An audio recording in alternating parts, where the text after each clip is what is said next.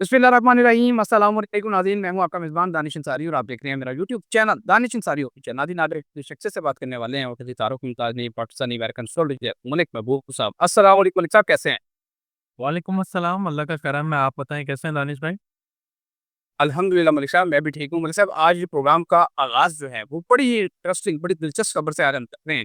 Iran ने भी पाकिस्तान और सऊदी अरब के दरमियान जो नेटो की तरह का मुआहिदा तय पाया है, दिफाई मुआहिदा, उसमें शिरकत करने का अंदिया दे दिया है, यानी कि सिग्नल दे दिया है। आज ईरान के इस प्रेज़िडेंट ने बड़ा दिलचस्प बयान दिया। उन्होंने कहा कि पाक-सऊदिया मुआहिदा मुस्लिम ममालिक के ताउन से इलाकाई सिक्योरिटी का आगाज़ है। यानी कि वो भी चाहते हैं कि वो इस जो मुआहिदे हैं, जो ट्रीटी है, इसमें शामिल हो जाएँ। दूसरी तरफ ईरान के सुप्रीम लीडर ने भी बड़ा इंटरेस्टिंग किस्म का बयान दिया है। उन्होंने कहा है कि अमेरिका से मुज़ाकरात का अब कोई फ़ायदा नहीं है। यानी कि ईरान को नज़र आ गया है कि पाकिस्तान और सऊदी अरब ने जो इक़दाम उठाया है, वो किस तरफ जा रहा है और उससे ईरान को क्या फ़ायदा हासिल हो सकता है और शायद मुस्तक़बिल करीब में ईरान भी इस मायदे में शामिल हो जाए। लेकिन मेरा सा सवाल ये है कि आज से 50 साल पहले भी तो भुट्टो साहब की रहनुमाई में तमाम इस्लामी ममालिक के सरबराहान को पाकिस्तान में इकट्ठा किया था और फिर हमने उनका अंजाम देखा। एक-एक करके तमाम मुस्लिम सरबराहान जो थे, किसी को फांसी हो गई, कोई टारगेट कर दिया गया। सर, आप क्या देख रहे हैं? अब जो पाकिस्तान और सऊदी अरब के दरमियान मुआहिदा तय पाया है, इसका अंजाम क्या होता आपको दिखाई दे रहा है? क्या पाकिस्तान को इससे फ़ायदा होगा? उम्मीद तो ये है, दुआ भी मारी है कि पाकिस्तान और सऊदी अरब दोनों को फ़ायदा हो, तमाम इस्लामी ममालिक को फ़ायदा हो। लेकिन आपको प्लैनेटरी पोज़ीशन ज़ायचा क्या बता रहा है? देखिए, प्लैनेटरी पोज़ीशन की बात करें ना दानिश भाई, तो मैं आपको एक बात बड़े गौर व फ़िक्र से बोलना चाहता हूँ कि ये मुआहिदे में पाकिस्तान का नुकसान होगा। अनफॉर्च्युनेटली अवाम की बात कर रहा हूँ। मैं अवाम की बात कर रहा हूँ। मैं पाकिस्तान की सालमियत की बात नहीं कर रहा हूँ। नो डाउट पाकिस्तान की सालमियत और मज़बूत हुई है और मैंने ये बात आपको इक्लिप्स से पहले ही कही थी कि ऐसे मुआहिदे होंगे जिससे पाकिस्तान की सालमियत या इनडायरेक्ट वे में पाकिस्तान को बहुत फ़ायदा होगा। तो मुझे नहीं लगता कि आवाम को फ़ायदा होगा, ये बात तो बहुत क्लियर है। और ये जो आप ईरान की बात कर रहे हैं और ये भी मुझे नहीं दिखता कि पाकिस्तान ईरान के साथ कोई ऐसा कॉपरेशन बनाने जा रहा है या एक पेज पे जैसे आपने रेफ़रेंस दिया है कि 50 साल पहले हुआ था, वो मुझे ऐसा अभी नहीं दिखता। मुझे ऐसा लगता है कि पाकिस्तान स्ट्रैटेजिक पार्टनर ज़रूर बनेगा लेकिन ऐसे ममालिक का जो बड़े हायर लेवल पर है।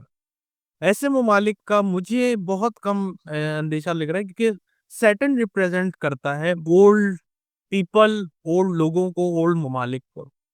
और मुझे नहीं लगता कि सैटर्न इस वक़्त पाकिस्तान के साइचे में ऐसी चीज़ों को रिफ्लेक्ट कर रहा है जिससे पुराने ममालिक या जो इतने ज़्यादा अच्छे स्टैंडर्ड में नहीं है उनको मतलब उनके साथ पैचअप हो या वो एक किसी मुआहिदे में आए। मुझे अमीर ममालिक या बड़े एस्टेब्लिश ममालिक का कोऑपरेशन नज़र आता है इस वक़्त। तो coming back to the point, Iran की ज़रूर ख्वाहिश होगी, नो डाउट, लेकिन मुझे नहीं लगता कि इसका कोई फ़ायदा होने वाला है। Okay sir. सर, आपने बड़ी दिलचस्प बात की कि अमीर ममालिक जो हैं, इससे फ़ायदा भी उठा सकते हैं और उसमें शामिल भी हो सकते हैं और आज खलीज ताउन कौंसल का सबसे बड़ा इजलास था, जिसमें ये फैसला किया गया है कि एक वीज़े के ज़रिए 6 खलीजी ममालिक में लोग सफ़र कर सकेंगे। यानी कि ये यूरोप के टाइप का वीज़ा होगा, जिसमें कतर, सऊदी अरब, यूएई, ओमान और कुवैत भी शामिल है। सर, इतना बड़ा फैसला किया गया है और यूँ लगता है कि मुसलमान ममालिक जो हैं, वो एक प्लेटफ़ॉर्म पे इकट्ठा हो रहे हैं। लेकिन मैं आपसे ये जानना चाहता हूँ कि जब भी मुसलमान एक प्लेटफ़ॉर्म पे इकट्ठे होते हैं, तो उनको बिखेरने की दोबारा से कोशिशें, साज़िशें शुरू हो जाती हैं। तो आप क्या मुस्तक़बिल देख रहे हैं कि पाकिस्तान समेत तमाम मुस्लिम ममालिक एक प्लेटफ़ॉर्म पे इकट्ठे हो सकेंगे या फिर ये ख्वाब जो है ख्वाब ही रह जाएगा? जी, दानिश भाई, तो ऐसा है कि ये तो एक ख्वाब ही है। ऑनेस्टली स्पीकिंग मुझे नहीं दिखता। ऐसे ममालिक के स्ट्रैटेजिक पार्टनर्स सारे मुस्लिम ममालिक एक पेज पर आएँ, ये ज़रा मुश्किल दिखता है। जी, कुछ ममालिक आएँगे जैसे आपने अभी एग्ज़ाम्पल दी है। लेकिन जो अगले 6 महीने हैं, मुझे ये अनाउंसमेंट पूरी होती हुई ज़रा कम दिख रही है क्योंकि अगले 6 महीने मिडल ईस्ट का रीजन थोड़ा डिस्टर्ब होने वाला है। तो ये एक कह सकते हैं कि ज़रा क्वेश्चन मार्क है और पॉसिबल नहीं दिख रहा है कि अगले 6 महीने के अंदर ये लोग एक पेज पर होंगे। Okay sir. सर एक और बड़ी इंपॉर्टेंट खबर है मेरे पास।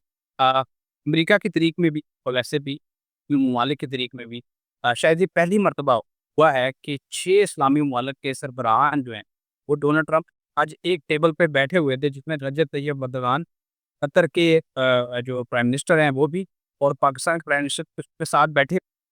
उसमें ये फैसला किया कि वो कोशिश करेंगे जो हमारे चीनी भाई है तकलीफ हवा करने या उनकी जो परेशानियाँ उनको कम करने का। क्या आपको इसका कोई नतीजा नज़र आ रहा है कि ये वही हवाई फायरिंग?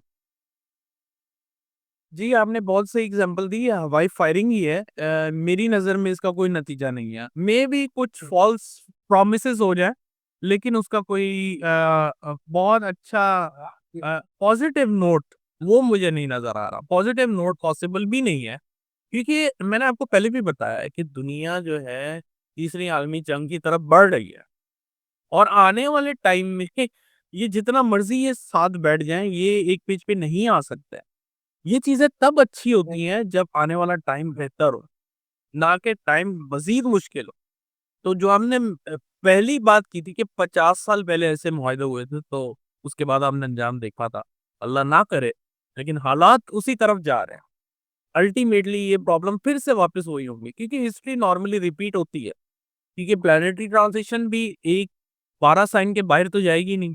वो वापस घूम के वापस फर्स्ट पे आएगी, अगर एक साइकिल खत्म होता है। सेकंड साइकिल स्टार्ट होता है, और सेकंड साइकिल में भी हिस्ट्री वही, जब प्लैनेट की पोजीशन सेम होती हैं, चीजें ऑलमोस्ट आगे पीछे चेंज हो जाती है, कपड़े बदल जाते हैं, लेकिन चीजें सेम रहती हैं। सिचुएशन थोड़ी बदल जाती है, होता वही है जो पहले हुआ हुआ होता है। तो इसी तरह से मैंने जैसे आपको बताया, हिस्ट्री रिपीट हो रही है, वापस हो। मुझे ऐसा ही लगता है कि ये चीजें अभी कंटिन्यू होंगी, बल्कि इससे ज्यादा ही होती हुई दिख रही है। मुझे कुछ कम नहीं दिख रही है। मुझे ऐसा लग रहा है कि चीजें डिस्टर्ब ज्यादा होंगी, अभी कुछ बेहतर जरा कम चांसेस है।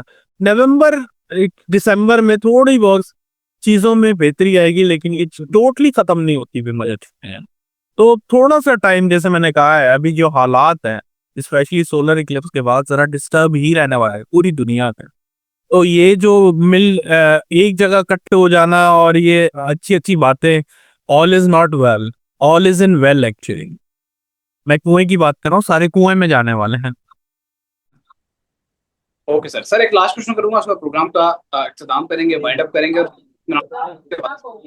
आज जेल से पैगाम आया है अवाम के नाम। उन्होंने कहा है कि मेरे खिलाफ जो फैसले आ रहे हैं ये स्क्रिप्टेड है, एक स्क्रिप्ट की सूरत में तमाम लिख दिए गए हैं और जजेस जो है अमल कर रहे हैं। आपको क्या दिखाई दे रहा है कि खान साहब जो बात कर रहे हैं उनके जायचे के हिसाब से बता दें कि वो ठीक बात कर रहे हैं? उनके लिए आपको आइंदा आने वाले में कोई रिलीफ नजर आ रहा है? अक्टूबर नवंबर में कौन सा आपके लिए बेहतरी आएगी डेफिनेटली, क्योंकि अक्टूबर में मैंने आपको कहा है जुपिटर एक्सॉल्टेड पॉइंट में ट्रांजिट करेगा। वहां से आप देखिएगा कि अदालतें भी अच्छे फैसले करती हुई आपको दिखाई देंगी। Okay sir. बहुत शुक्रिया सर, आपने अपने कीमती वक्त से वक्त निकाला और इतनी जबरदस्त प्रोडिक्शन हमारे साथ शेयर की। इंशाल्लाह नेक्स्ट प्रोग्राम में ऐसे ही इंटरेस्टिंग टॉपिक के साथ दोबारा पेश होंगे। अगली वीडियो तक के लिए मुझे और मलिक महबूब साहब को इजाजत दीजिए। अल्लाह हाफिज़।